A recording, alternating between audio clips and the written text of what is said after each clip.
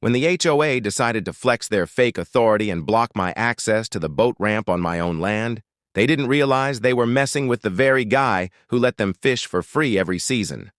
So I pulled the ultimate power move. I shut it all down, and what happened next made their little board meetings explode into chaos. Living on a private ranch by the lake was the epitome of tranquility. Nestled far enough away from the bustle of town, the ranch offered a lifestyle that was both serene and self-sufficient. The sprawling property was bordered by thick forests and natural wildlife, with a pristine lake at its center, a quiet body of water that mirrored the sky in its stillness. To wake up each morning to the sight of mist rising off the lake, to hear nothing but birds and the gentle ripple of water, was the kind of luxury few could ever experience.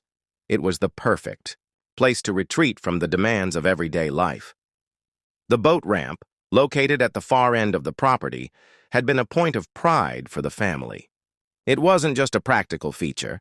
It was a symbol of the ownership and control they had over their land.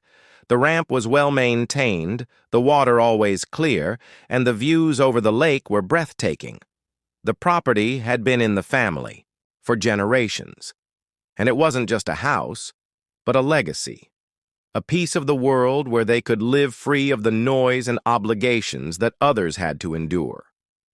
The boat ramp served as the main access point to the lake for the family and their guests. It was the gateway for long summer afternoons spent fishing, relaxing, or simply exploring the vast lake that stretched out before them. On weekends, the family would launch their boat, the hum of the engine cutting through the otherwise peaceful atmosphere as they made their way across the water, often spotting wildlife or enjoying the serenity of the natural world. It was a lifestyle they cherished, a lifestyle built on respect for the land and the water that sustained it. Over the years, the family had extended a gesture of goodwill to their neighbors, members of the local HOA. It wasn't required by any law or rule, but out of generosity, the family allowed HOA residents access to the lake for fishing. It was an informal arrangement, a seasonal perk for those in the community who didn't have the luxury of a private lakeside property. As long as the residents respected the boundaries of the land and followed the basic rules set by the family, the access was given freely. It was a mutually beneficial agreement that fostered good relations between the family and their neighbors who had grown accustomed to the idea of fishing on the private lake each spring and summer. The access to the lake wasn't something the family demanded payment for or required any official paperwork. It was simply a courtesy, one that made sense given the peaceful, community-driven environment they had always strived to maintain. In fact, the family had never thought twice about allowing the HOA members to fish. The lake was vast, and there was plenty of space for everyone. The boat ramp, while private, wasn't used every day, and the family had no problem letting their neighbors enjoy the same beauty they did. It was, in many ways, a reflection of the family's philosophy: open, generous, and understanding. After all, what good was a beautiful lake if it was just for one family to enjoy? This arrangement worked well for years. With little issue, the family continued to live their peaceful life, waking up each day to the quiet hum of nature. The boat ramp remained a quiet, unobtrusive feature of the property, its purpose clear and unchallenged. Only the family's boat and the occasional HOA member's fishing boat were ever seen tied to the ramp. Over time, the HOA members grew accustomed to the seasonal fishing trips. They would arrive at the lake in small groups, quietly casting their lines into the water, sometimes with families or friends in tow. For the most part, they respected the rules. The family's land was private, and they kept to their designated areas. No one ventured too far beyond the boat ramp, and everything was kept neat and orderly. It was the kind of arrangement that, on the surface, looked idyllic. Everyone was happy, and no one seemed to mind the informal, unspoken understanding about the lake access. The boat ramp, though often underused by the family, had become a part of the neighborhood's rhythm. It had become a feature of the landscape, spot where the community's needs and the family's generosity had met. But, as is often the case when agreements are made without formality or written rules, the lines between what was a privilege and what was an entitlement began to blur. The boat ramp was still primarily used by the family for their own boating and fishing activities. The space, while occasionally used by the HOA residents, wasn't a shared facility in the strictest sense. It was a part of the family's property, and the family made the decisions about its use. But over time, the HOA's presence grew more frequent, and certain members began to treat the access as a matter of course, almost like a right, rather than the seasonal favor it had started as.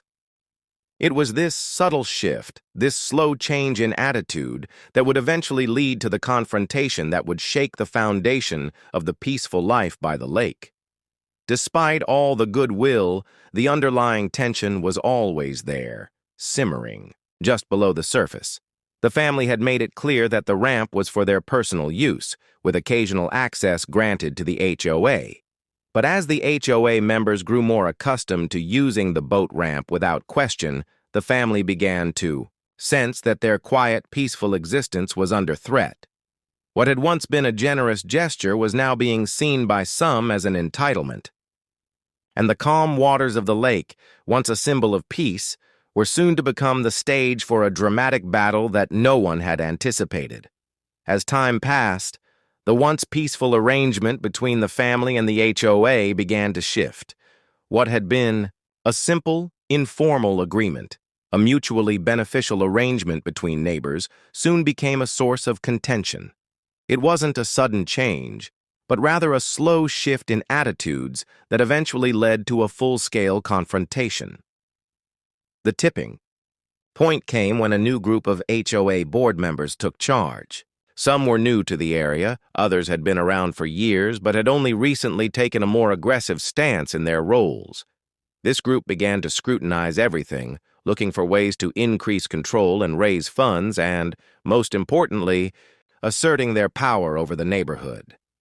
They viewed the peaceful, laid-back approach of the past as an opportunity to solidify their own influence, and the first target of their power play was the family's boat ramp. One of the first actions they took was to demand that the family obtain a permit for boat access. They argued that the boat ramp was part of a shared community resource, and that as such, it should be subject to the same regulations as any other communal facility in the area. They cited vague safety concerns, claiming that the ramp wasn't properly monitored and could present a hazard to those using it. The family had never had any incidents, but the board insisted that there was potential danger, even though the only traffic on the ramp had been the family's own boat and an occasional HOA member who was allowed to fish on the lake. Despite the family's objections, the HOA pushed forward, demanding that they pay for a permit, submit plans for safety improvements, and agree to a list of conditions. These conditions were broad and vague, giving the HOA control over how and when the ramp could be used, and limiting the family's ability to make changes to their own property. The family, not wanting to escalate things unnecessarily, tried to reason with the board, explaining that the boat ramp had always been a personal use feature and that they had no intention of turning it into a commercial or shared facility. But their attempts at diplomacy were met with resistance. The new board members didn't want to hear about goodwill or tradition. They were looking for a way to control the situation, to get what they felt was owed to them. When the family refused to comply with the demands, the HOA escalated their tactics. One afternoon, the family arrived home to find that the boat ramp gate had been locked. The family, puzzled at first, quickly realized that the HOA had taken matters into their own hands. They had installed a heavy-duty lock on the gate, making it impossible to use the ramp without first obtaining permission from the HOA. This move was a blatant power grab. The boat ramp had always been under the family's control, and suddenly the HOA was acting as if they owned the land, demanding that the family pay fees and abide by regulations that they had never agreed to. The action wasn't just about a boat ramp.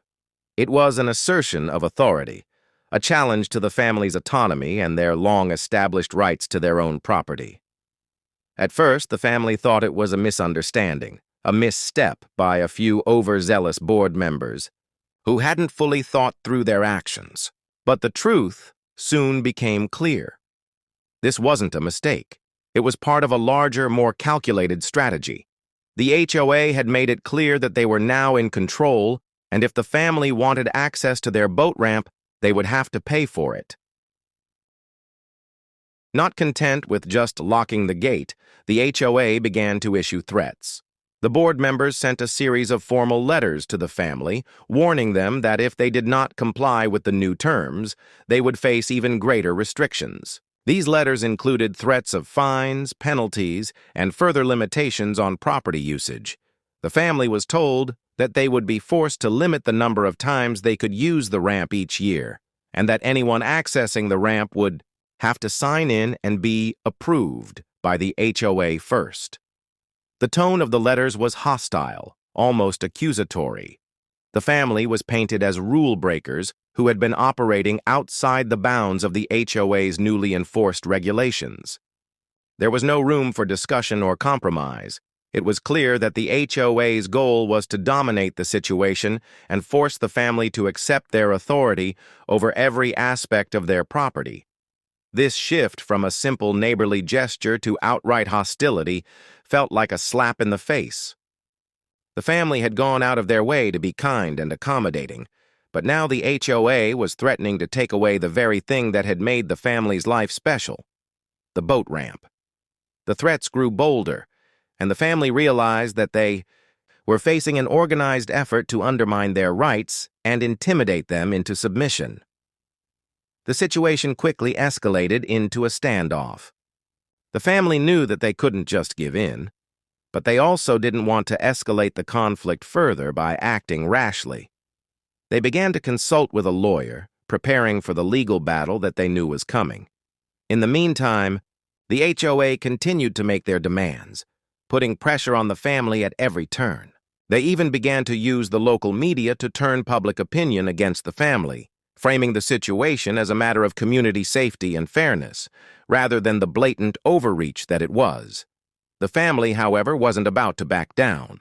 They understood that if they gave in now, they would be handing over control of their property to a group of petty bureaucrats who would stop at nothing to assert their power. This was no longer just about a boat ramp. It was about defending their rights, their land, and their way of life. It was time to take action, not just to reclaim what was rightfully theirs, but to send a clear message to the HOA: don't mess with someone who knows how to fight back. The first step in fighting back was simple: knowledge.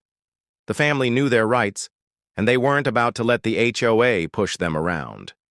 The boat ramp was, and always had been, a private feature of their property.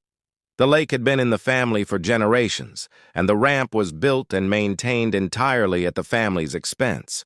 It wasn't some shared resource that could be controlled or regulated by the HOA. Yet, the HOA's attempts to seize control of the ramp left no room for ambiguity. They had no legal standing, no authority to impose any of their demands. The family began by gathering all relevant legal documents to back up their claims. They dug through old land deeds, property surveys, and historical records that had been filed with the county. Every scrap of paperwork showed the same thing. The boat ramp was part of the family's private property, and the HOA had no claim to it. These documents weren't just legalities. They were proof that the HOA's actions were completely unfounded. The family also contacted an attorney specializing in property law who confirmed what they already knew. There was no legal basis for the HOA to be imposing regulations on private land. The ramp, as it had always been, was theirs to use, and the HOA's attempts to control it were not just wrong, but unlawful. Armed with this knowledge, the family took the next step, presenting the facts to the HOA. They requested a meeting with the HOA board to discuss the issue in person. The family arrived at the meeting with all their documentation in hand, prepared to calmly and professionally explain the legal reality of the situation. They had no intention of escalating things further.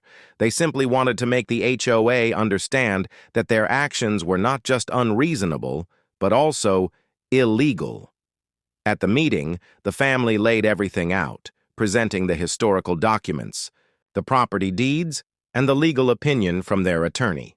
They explained in clear, straightforward terms that the boat ramp was private property and that the HOA had no right to regulate or restrict access to it. They pointed out that the HOA's attempts to impose fees, permits, and restrictions were not just out of line with previous agreements, but were completely unsupported by any legal authority. The family also highlighted the lack of any valid safety concerns. The ramp had been in use for years without incident, and there had been no reports of accidents or injuries. It was well maintained, and the family had always been vigilant about ensuring that the ramp was safe and accessible for those who used it. The family's argument was solid, both legally and practically. The HOA had no basis for their demands. Yet, despite the overwhelming evidence in the family's favor, the HOA refused to back down. They listened to the family's arguments, but instead of acknowledging the facts, they doubled down on their claims. The board members seemed to dismiss the legal documentation entirely, opting instead to rely on vague and unfounded assertions. They argued that the community needed to have more control over shared resources, and they continued to insist that the ramp posed potential risks, even though there was no evidence to support that claim. Rather than acknowledging their overreach, the HOA seemed to become more entrenched in their position. They began talking over the family, interrupting and dismissing every point made. They even began making personal attacks, accusing the family of being selfish and unwilling to work with the community. It was clear that the HOA wasn't interested in a rational discussion. They were more focused on asserting their control and getting their way, regardless of the facts. As the meeting dragged on with no resolution in sight, the family realized that the HOA wasn't going to listen to reason. They had expected a certain level of resistance. They knew that challenging the HOA's authority wouldn't be easy. But they hadn't anticipated just how determined the board members were to push their agenda, even in the face of overwhelming evidence that they were in the wrong. That's when the family decided to make one final, non-negotiable demand. If the HOA did not cease their actions and immediately lift the restrictions on the boat ramp, they would lose their fishing privileges for good. This wasn't an idle threat. It was a promise. The family had been more than generous in allowing the HOA members to use the lake for years, but that was no longer going to be the case. If the HOA continued to press the issue and block access to the ramp, the family would revoke all access to the lake. No one, especially the HOA board members who had overstepped their boundaries, would be fishing on their private property again. The family's warning was clear and final. If the HOA wanted to continue their control over the ramp, they would have to do so by force, because the family wasn't backing down. The message was simple. You mess with my property, and you lose the privilege. Unfortunately, the HOA board members didn't take the warning seriously. They scoffed at the idea that the family would actually follow through. They laughed it off as a bluff, assuming that the family would cave under the pressure. After all, they had always gotten their way in the past. The idea of losing fishing rights over a boat ramp seemed absurd to them. Why would the family go that far? In their eyes, the family had no real power.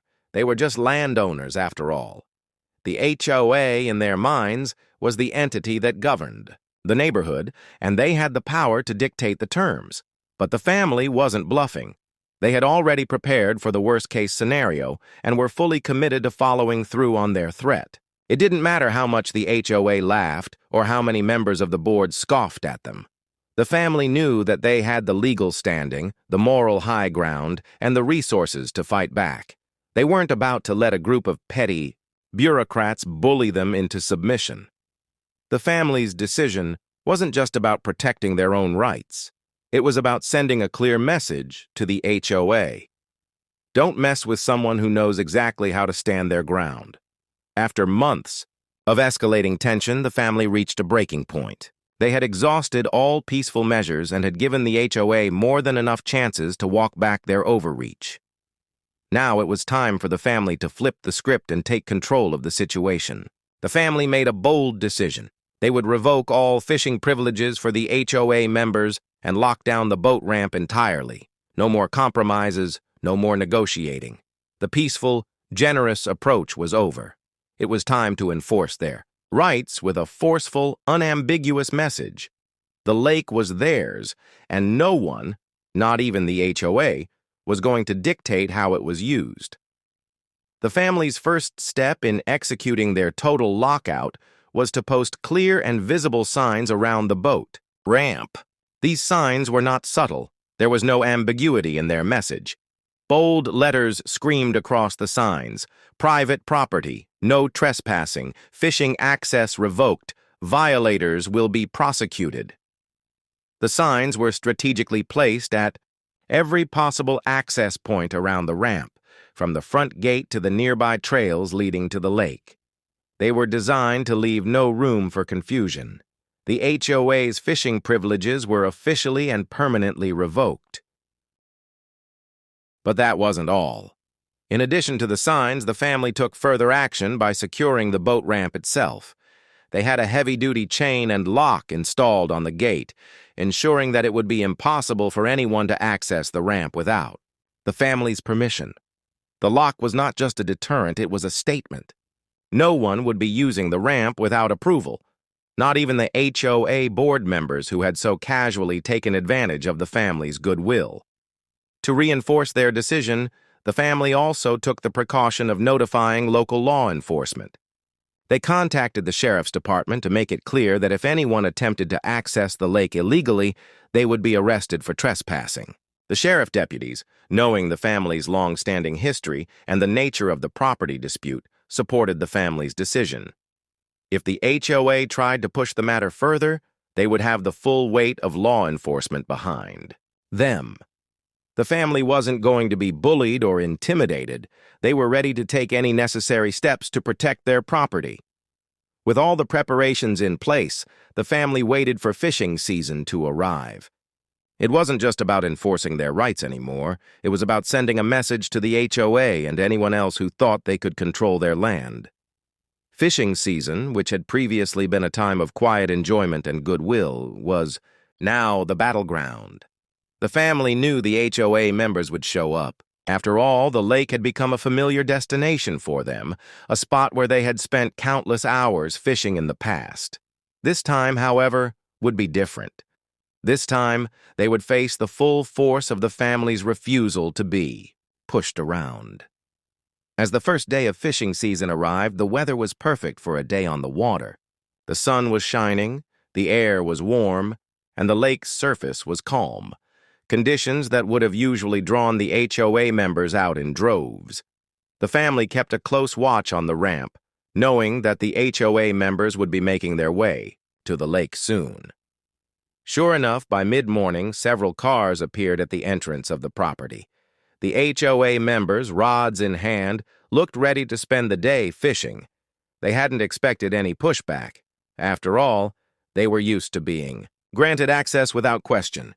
They had taken it for granted that the lake was theirs for the taking. As the HOA members approached the boat ramp, they were met with the harsh reality of the family's decision. The signs were the first indication that something had changed. Their faces fell as they read the bold letters. Fishing access revoked. No trespassing. Violators will be prosecuted. Some of the members stopped in their tracks, unsure of what to do. Others continued walking, perhaps thinking it was some sort of mistake or that the signs were just part of a temporary dispute. They made their way toward the locked gate, only to find that it was secured tightly with a thick chain and padlock. It was clear now that the situation was serious. The ramp was closed, and they were not welcome.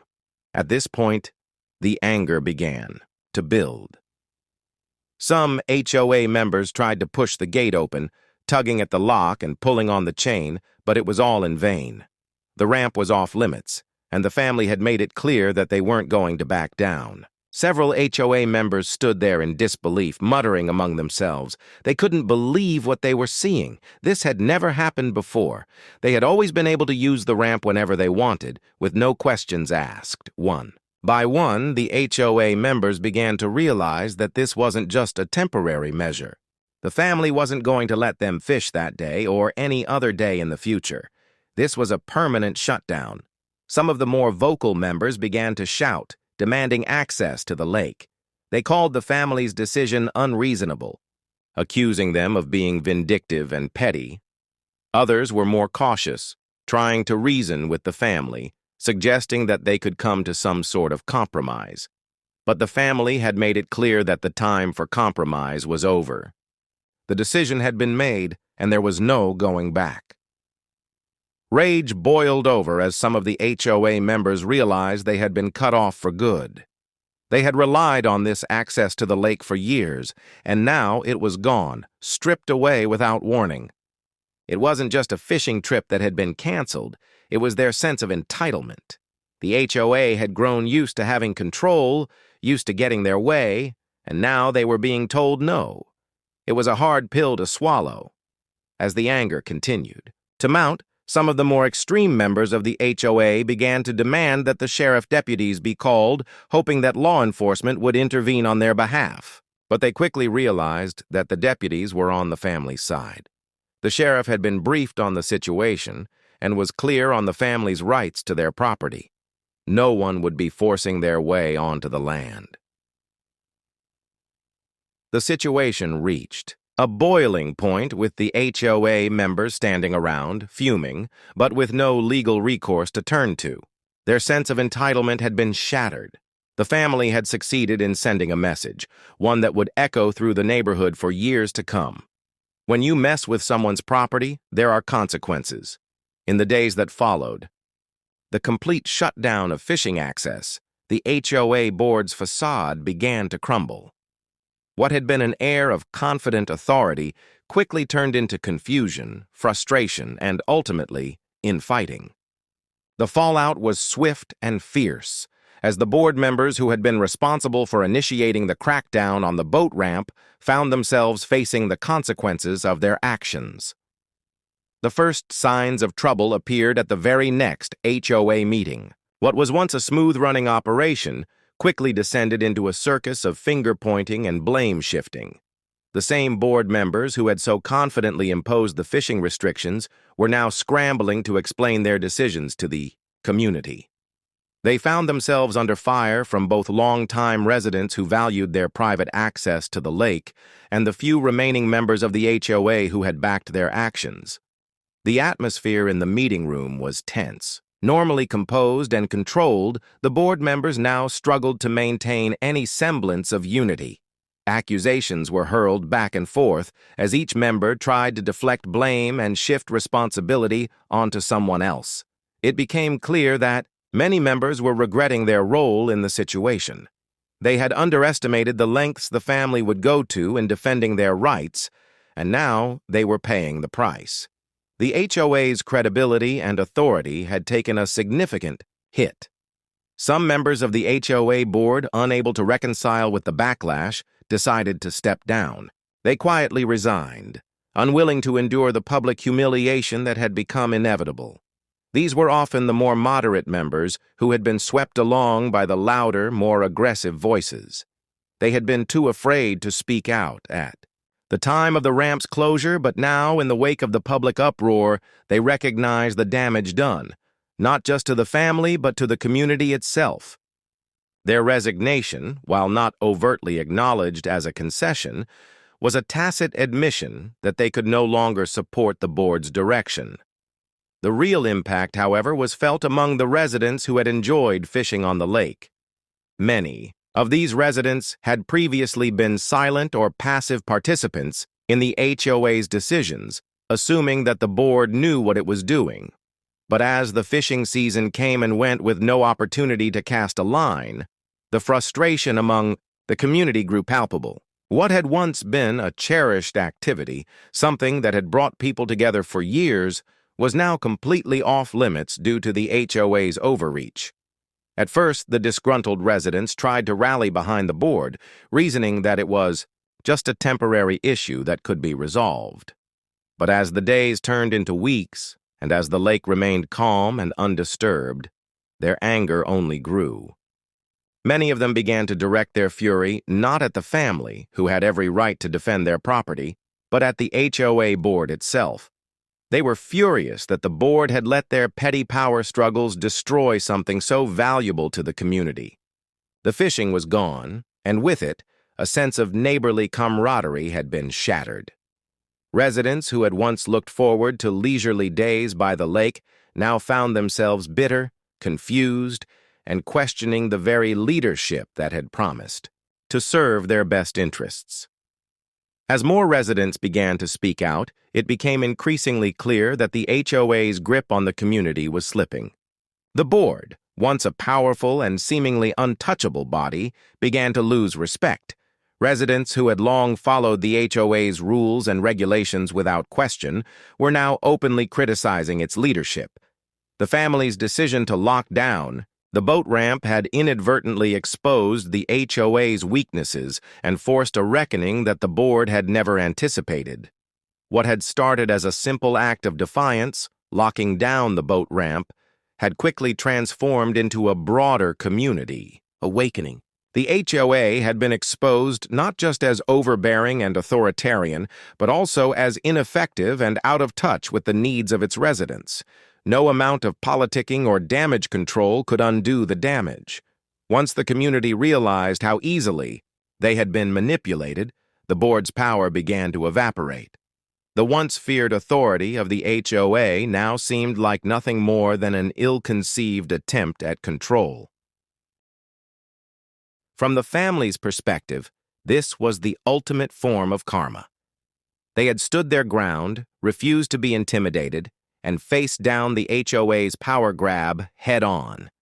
In the end, they didn't just reclaim their rights to the boat ramp, they had inadvertently exposed the HOA for what it truly was, a group of power-hungry individuals who cared more about asserting their authority than serving the interests of the community. The HOA, in its attempt to control one piece of private property, had inadvertently shattered the illusion of its authority over the entire neighborhood. As the fishing season drew to a close with no real resolution, the lake remained still, undisturbed by the usual bustle of anglers and boaters. The calm waters now symbolized the end of an era. The family had not only protected their land, but had also brought a new sense of peace to the neighborhood, free from the drama and manipulation that the HOA had tried to enforce.